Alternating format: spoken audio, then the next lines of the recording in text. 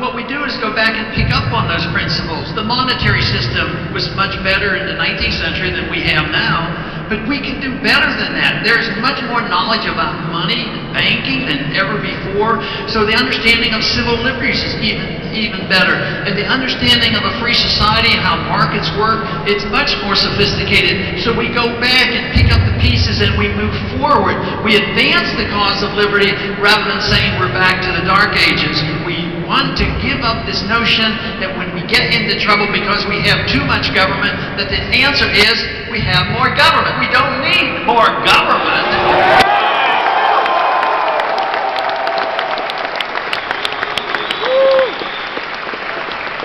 Of course, for me, we don't need international government either. We don't need to be going to war under the UN banner. We have too much federal government because the federal government was supposed to be small and they reserved the rights and the powers to the states. And then we have too much government at our state level very often. We sometimes have local government that gets excessive. Ultimately, in a free society, the best government is self-government. That's the government that we want.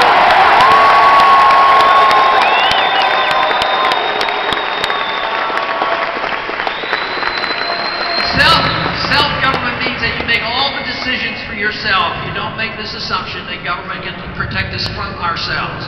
Which means that if we're allowed to pick our own religion and read our own books, we ought to be able to pick everything that we want to put into our bodies.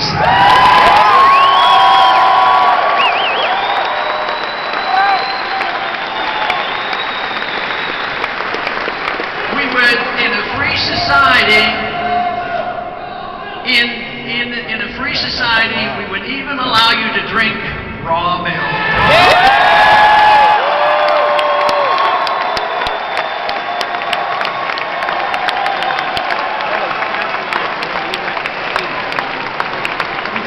That type of protections. We want choices. Yes, some people make bad choices, but some people might want to make choices the government won't allow us to make, like alternate medical treatments, and holistic medicine, vitamins and nutritional products.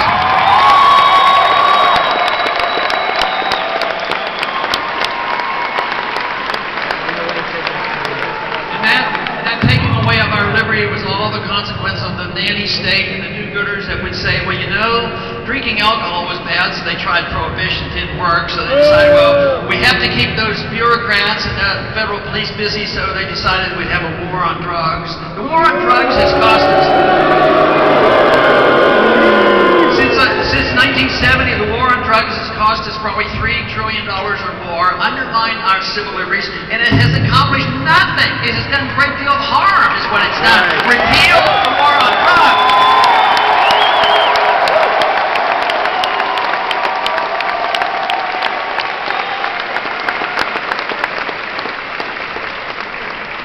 So the answers, the problems are there, the answers are there, they're not complex.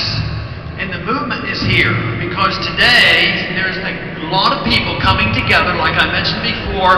They're not all standard Republicans coming together with this message. And at one time I was energized so much by the young people, and it does energize us. This whole new generation is interested in these values and this philosophy.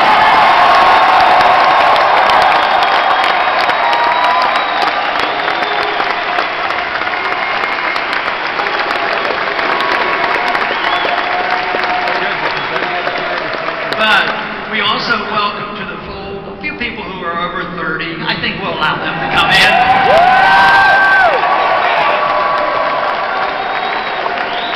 But a lot of people over 30 and 40, they've been living with this stuff and got pretty disgusted with it because they felt disenfranchised, and they're coming back into the fold.